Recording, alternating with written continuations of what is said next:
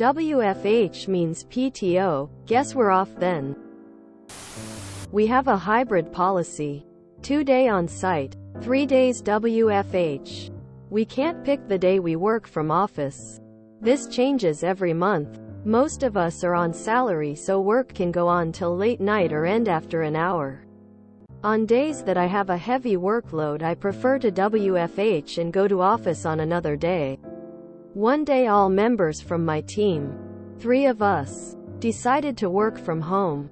Heavy workload. Only time this has happened since the office opened a year ago. Manager got pissed off. She sent a patronizing email. In her mail to us she said that she would count this as us not working that day. Decided to ignore her until we got a mail from upper management parroting my manager's words. Turns out most people have a heavy workload and whole teams with their managers are working from home. My manager wouldn't know since she delegates her work. Anyways, she escalated the matter and upper management decided to agree with her. My team had a meeting and decided if we're losing our PTO. We're using our PTO. We sent a mail to our manager stating the same, including a list of things she needs to do since we're off. We spoke to other teams who did the same with the upper management. We logged off and switched off our work phone. Manager had to do the work herself.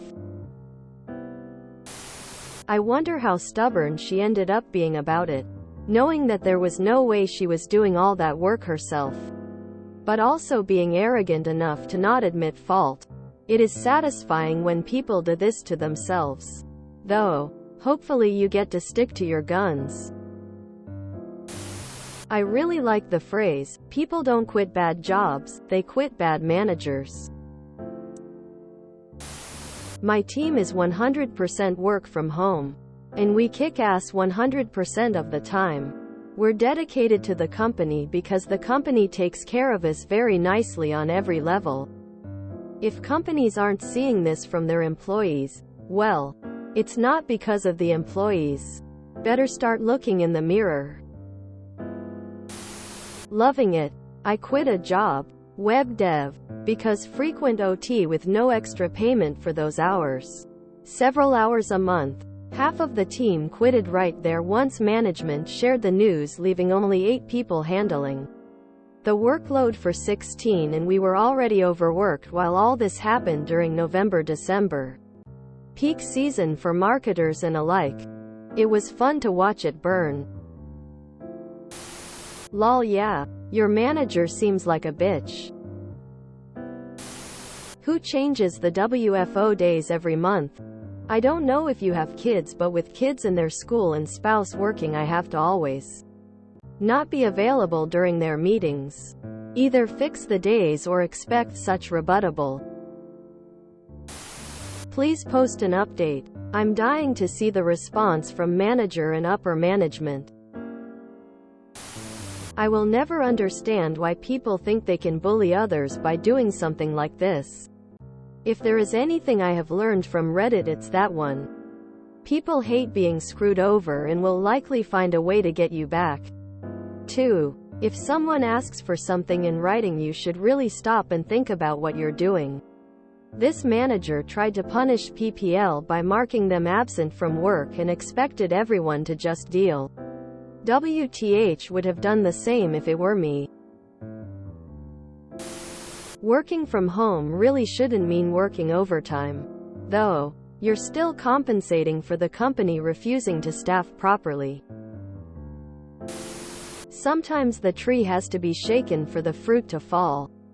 In this case, the fruit is to teach a manager that what she did was not acceptable.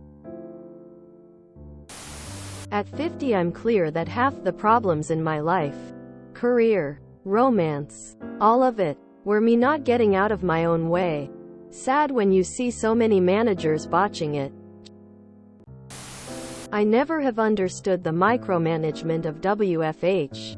I work in a department where if you've been there maybe a month, you're offered the opportunity for WFH. Even my supervisor does it 2x a week. There's other departments where supervisors make the decision if you are eligible by looking at your productivity and other things that I have no idea about. I don't get it. I don't care where my team is, or how they spend their time, as long as the work gets done and we are moving forward as a company. More people are coming to this understanding, but change happens slowly. It's not enough that you do quality work and deliver on time. You also have to be on the shortest chain. If your work gives you provision to work from home, regardless of company policy, if they have allowed you on numerous occasions to WFH on a flexible basis to manage work, they can't make you take a PTO unless they tell you before a shift. If you've worked even 10 seconds on that day, they can't say they're not logging it as a workday, but instead a PTO. That, in many countries, YMMV, is wage theft, albeit a more convoluted one. If your work can be done efficiently from outside the office, why be there? I've been WFH for almost 3 years solid now. We work as well or better than we did in the office. All our metrics show it. Our director noted early on that the one thing he took away after we got over our comfort issues using our various communication tools was that we spend less time having meetings and even less time meeting about the meetings we're going to have. My whole group is now permanent optimal WFH now. My whole building got repurposed. A few people, mostly managers, still come into the office a couple days a week. Nobody else does. We also hire from all over the country without even thinking about it now. We had a guy move across the country and, since he doesn't really talk about it much, nobody even noticed. Unless you have some sort of task that physically cannot be done outside the office. I fully believe that the office is an artifact and a relic of a time best left dead and buried. I work in a specialized field of IT. The best managers that I've had were the ones who understood that they were not superior to engineers. We were the experts, and their job was to ensure that we got everything we needed to do our job. It probably helps that most of the managers in my field are former engineers who weren't the brightest, but usually the ones that recognized that they have better soft skills than technical. If they can put aside their pride and superiority complex, they were awarded with a fat salary that they could only dream of as a below-average engineer. She should win the Miss Management of the Year award. I'm now a full-time homeworker. I am given work to do, and as long as it is done by the deadline, I get to manage the hours I work to get it completed. My manager touches base when he wants to know how I am or when he wants some advice or help with something. It works well for all involved. I even get to go swimming a couple of afternoons a week and had brunch with my wife in a nice local bar this week. I spoke to former colleagues at the place I left last year and they've been ordered back into the office 4 days a week. It's safe to say morale there has hit rock bottom. Can't wait to see the reply from upper management that you're not going to see until the next day because you're off. That tries to either backpedal or place blame. If you enjoyed this video, please check out our playlists full of similar content. Epicaricast is like doom scrolling for your ears. Please like, share, and subscribe.